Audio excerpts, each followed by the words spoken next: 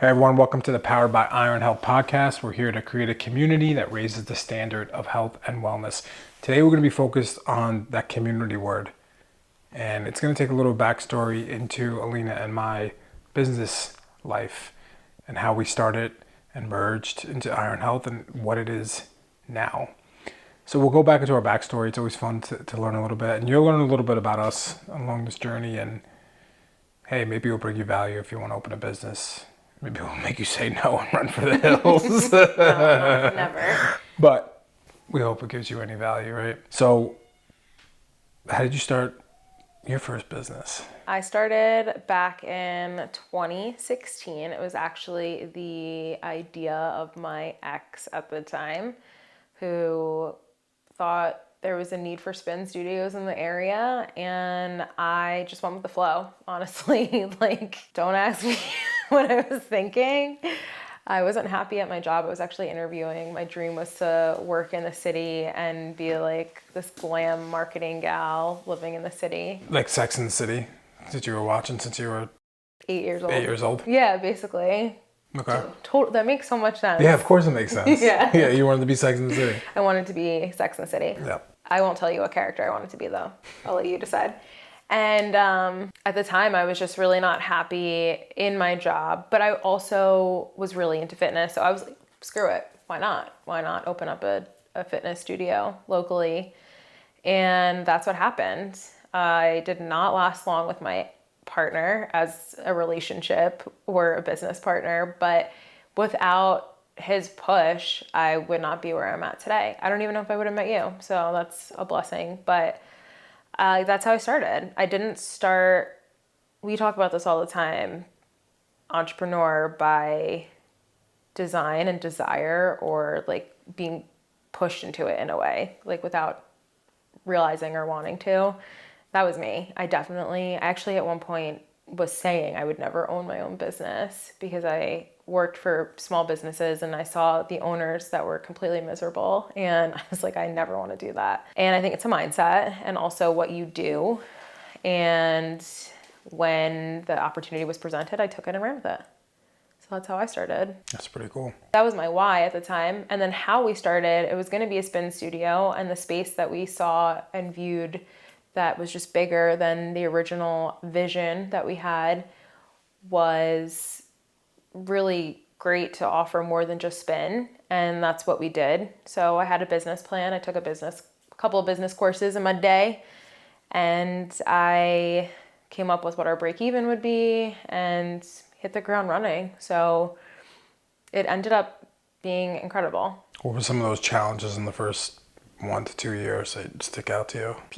Hiring people. I remember I had no idea what it was going to be like to hire fitness trainers and spin coaches. And everyone thinks that they're the shit and that they're going to bring all their following with them and yada, yada. And that didn't happen at all. I still had to get all of our own clients.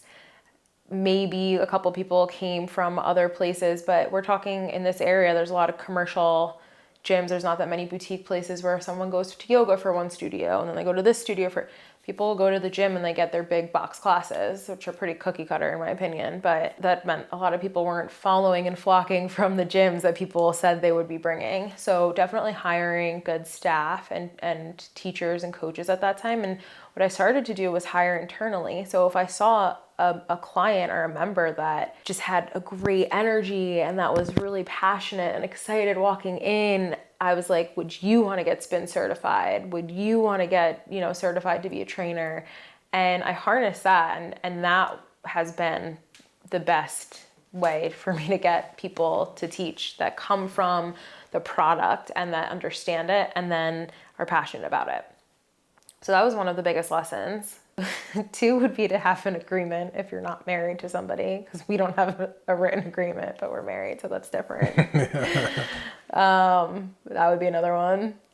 Have some lawyers involved, and because that was a big challenge, buying my ex out. And I would say it wasn't a challenge. I actually did pretty well. I was doing okay. But joining a mastermind group was so valuable, and going to seminars and like trade shows kind of, but in that industry, finding groups within the industry that are going to help grow. I wish I started that sooner. I did do that, but I did it later on. And again, you know, we somehow made it by, got clients and whatnot for the first year and a half or so. But the more energy I put into understanding my business and how my business operates in this space, the better it did. So that's another, it wasn't a huge challenge because I didn't know it was a challenge at the time. But when I started going to these events, I realized like, oh shit, there's a lot to learn here and I'm not doing nearly as much as I can. So what about you? How did you start Iron Health? Your story is my favorite story. Which part? Start it from the bottom. Yeah, so I always tell people I'm a business owner at heart. I just happen to be a PT. And I was been working since I was like 13 years old. So I always knew I wanted to work and figure something else out that wasn't working for someone. My dad took me to work on a construction site at like 15. And I was like, I am not doing this shit for the rest of my life. I'm breaking my ass to do this. Fast forward, I went to high school. I tore my ACL and I had a great PT. And my surgeon really didn't give a crap about me. And I was like, I could be a PT. I'm going to do that. And my PT also was a business owner. So I was like, this is great. You can help people and own a business at the same time. So I went to college, went to grad school, became a PT. I started my first job under a really strong leader, held people accountable, really had a great culture, a great company. And I was like, this guy's awesome. Left that job in a year, went to a really weak leader. I was there for I was miserable at that point. I was like, I can't be here. It just didn't align with who I was. And at a certain point, I was like, I'm just going to do it. So I found a gym space and I kind of rented a corner of the room. And the guy had pictures of himself up in the room, like literally pictures of himself. It was pretty wild. So I'll be treating my client on a table and there's like pictures around here. During that process, I had no idea what was going to happen, right? I was working another job to make sure I could survive. And just being like, is this going to work? I don't know. I have no idea. And the rest is history. I was able to grow that in 6 months, found my own space, and then started to scale. Now, for lessons, that would be the question. I would say, I wish we had a better system early on. Like, I just want to go. I'm in go mode and growth mode. That's how my mind used to work. Now it's like, wow, you really need to have your systems in place. You need to have your people in place, to your point, employees. But everyone needs to be really rowing in the same direction and the culture needs to be tight. You need to have a good culture, so you can't delegate that because it has to be who you are. If I'm the hardest worker in the room and I have staff and they're not at that caliber or someone's not ready to push that same level, it's like we're never going to get to where I think the vision can go. So that's a lesson that I learned. How did you know it was time to take the leap? You said it took about 6 months, but how did you know that you were going to be able to make it from the table that you were renting? I didn't. I would say the first indicator was I would go to the bank to deposit a check, and the teller was like, "It's amazing. Like every time you come here, like the money doesn't go down. It didn't go up. It just stayed the same." And I was like, "Yeah, I don't know. I don't know what's going on." So at a certain point when I had enough money in the bank to be like, all right, I got this much cushion, I could live, if shit hit the fan, if I could live for X amount of months on my own with the money in the bank, I'm just going to do it. I'm going to take a risk and see what happens. So I remember that being a really indicator. The guy was like, yeah, you just bring checks in and like the money really doesn't go down. You don't really spend it. I'm like, yeah, I'm not. I'm like, I'm just growing it. I'm growing a nest egg. And the rest is just naivety and risk. Honestly, I think a part of it as a new business owner is you're so naive. When I first opened a business, I was 27? There would be a lot of people who in their 40s who didn't open a business and they're like, wow, that's pretty wild that you're doing that so young. I'm like, I just don't know any different. That's just what we did, right? That's just who we are. Yeah. So it's a blessing and a curse to be naive in that category. So that's kind of how I knew to take the first one. The second Iron Health was, I was just go mode. I was like, I want to get to 11 offices. There was a big vision written on it. It's changed since then. But 11 offices, let's go. Let's just go as fast as we can. And I found an office in Ardsley because I used to work in the river towns. I walked into the office and it was completely built out as a gym. It was too good to pass up. Like the space was already there because Anyone who has had a business, the space costs a lot of money. Now this space was already built out. It saved me so much money. So I just did it. Spearheaded it, treated it. I had PTs in the other place now and started to grow it.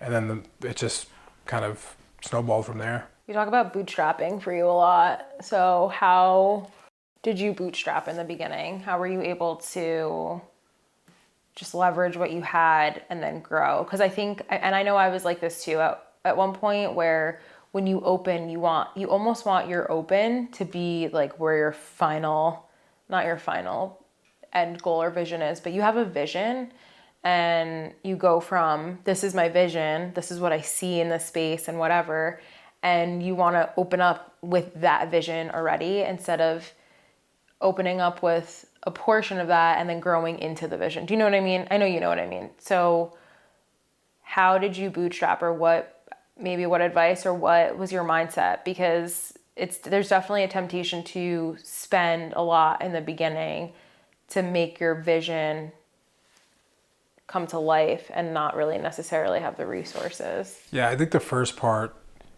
is to realize that this is going to be 100 times harder than you thought it was.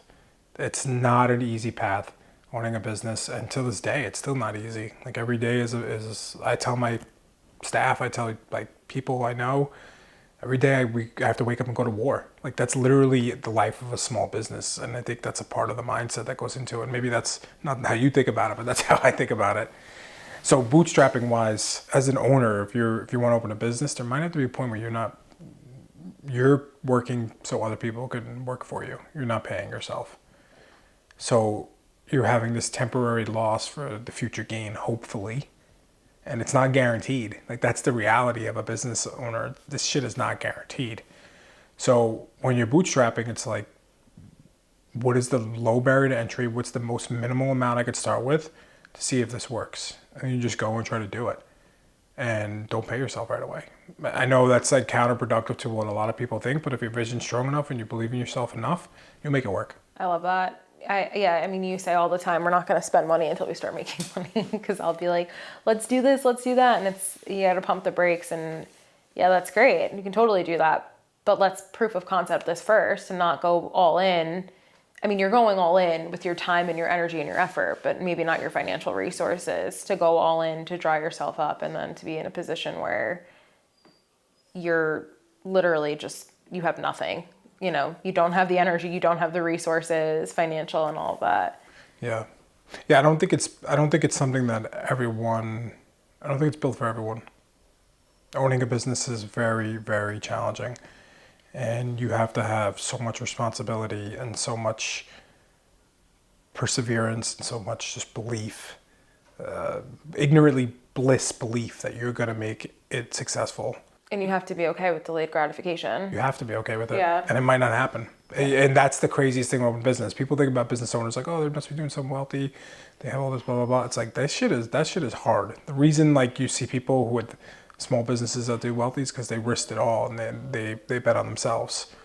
So it's always a challenge. I don't think it ever ends. I think it's a big lesson there. I remember I used to think that people that own their own business had money all the time. And then when I opened my own business, I realized that you got good months, you have bad months, you don't always have. And I had a membership model, and we still do at Iron Health. So there's a little bit more guaranteed revenue. You understand, okay, I'm getting X amount or whatever, but it's less variable than some other businesses. And there's definitely, a disconnect. People think that just because you have XYZ, it means this, and that's not necessarily true.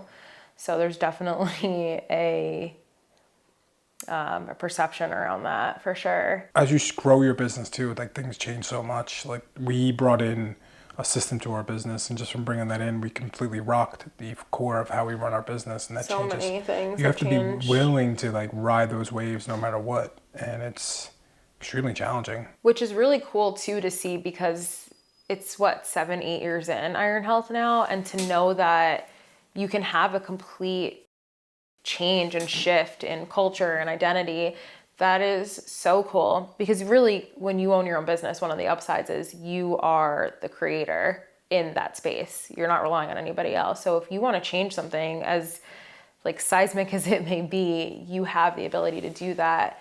And that's really a very cool thing about owning a business, is you really get to shift anything and everything about it. You can create and recreate and evolve and change it as much as you want to or need to. So, which we did, right? Like, let's talk through our story. Alina had a gym. Then COVID kind of rocked the gym. You brought it to Peekskill, which is where one of Iron Health's is. I'll tell the story, tell it better. Sure. So I had a gym doing mostly large group classes, spin, hit, bar, some strength classes, yoga. And when COVID happened, like Joe was saying, I decided to close altogether, actually. Had no idea what I was going to do. I was going to try to do the online thing. It just was really hard for me to do, honestly. Like I tried it and it just wasn't for me. So it's important to know too what the type of person you are. I have a friend who has an online business and she is extremely successful. So it works for people. It just did not work for me. Then I felt like I wanted to train people again. I felt like kind of empty without training people. So Joe had a clinic, an Iron Health clinic, his third location at the time in Peekskill.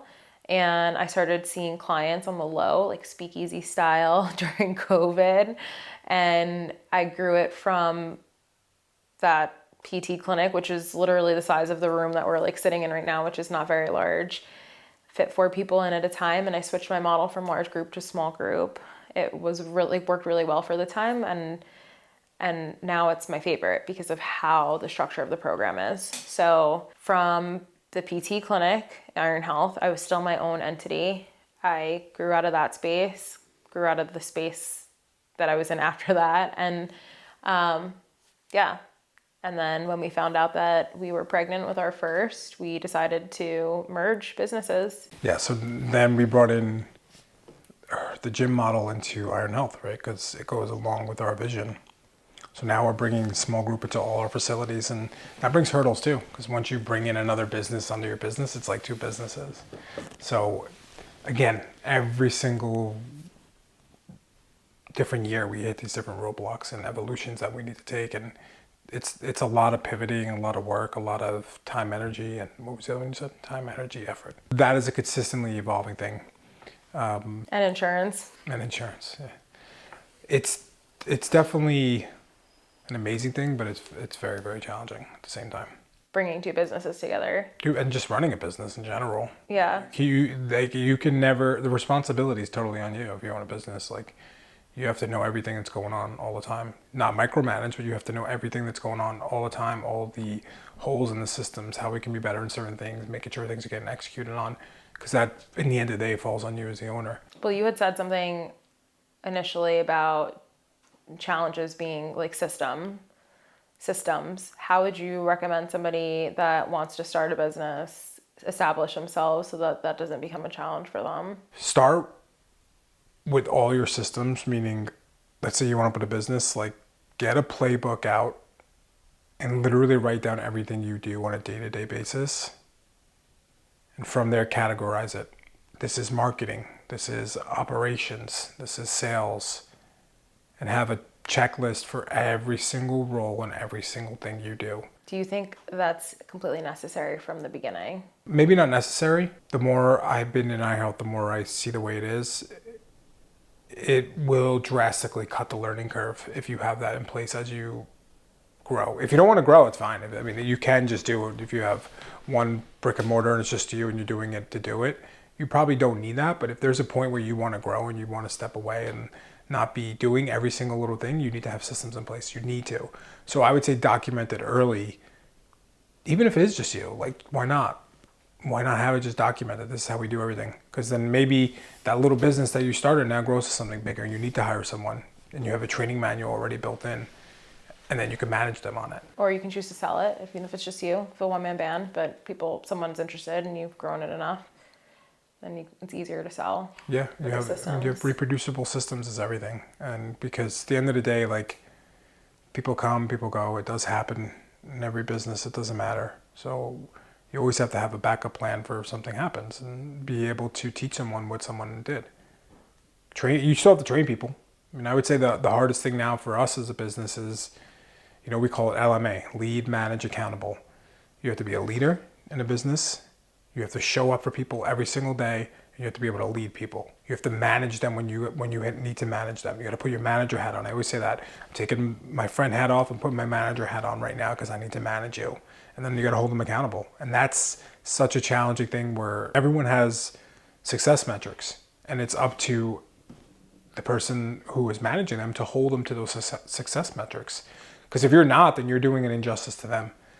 And we have this complete society norm. We don't want to hurt someone's feelings, but it's really not about that. It's about holding them accountable, making them a better person. You're actually hurting them if you don't hold them accountable.